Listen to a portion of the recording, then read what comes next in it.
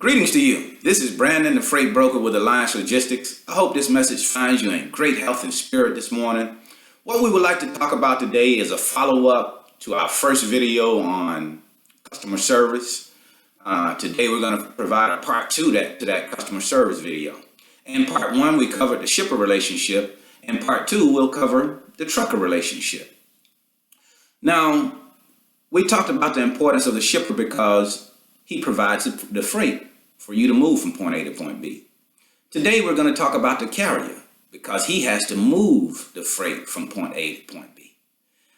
He is very, very important to the success of any freight brokerage. And we have to ensure that we make good relationships when it comes down to our shippers and our carriers. But today, right now, we're talking about the carrier, so we want to focus on this relationship. The carrier is a very interesting piece when it comes down to this process. He has the asset that's going to move your goods from point A to point B. Now, with that, he has expenses. Especially as an owner-operator, he has to pay for his truck, fuel, maintenance, and any expenses that come with that truck comes out of his pocket. So the first part of customer service we look at is dealing fairly when it comes down to the rate with our trucking company.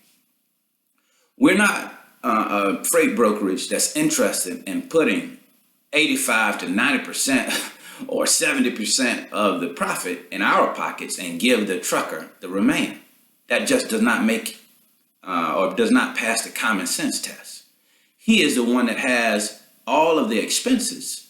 So he is the person that should get more of the profit when it comes down to a load moving from point A to point B. You must, when we talk about customer service, we ensure that our customer, the trucker, is provided with all of the information that he needs when it comes down to a load moving from point A to point B.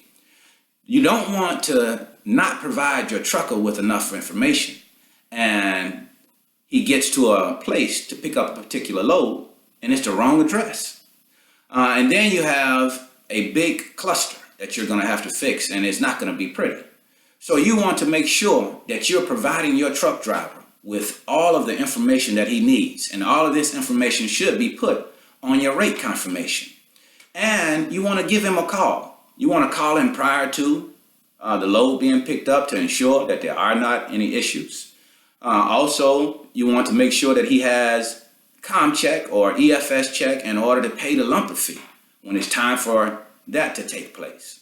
So it's constant communication with your trucker, not in the sense that you're worrying your trucker, calling him every 100 miles to ask where he is. No, not that. What we are talking about here is a customer service that's responsible, that gives that driver enough information so that he can do the job that he needs to do in the most adequate fashion. So it's important that we provide the information to the truck driver. Now, when it comes down to the second piece of customer service, when the trucker has picked your load up and has delivered it successfully, he'll be sending paperwork to you, the BOL, his invoice, the rate confirmation.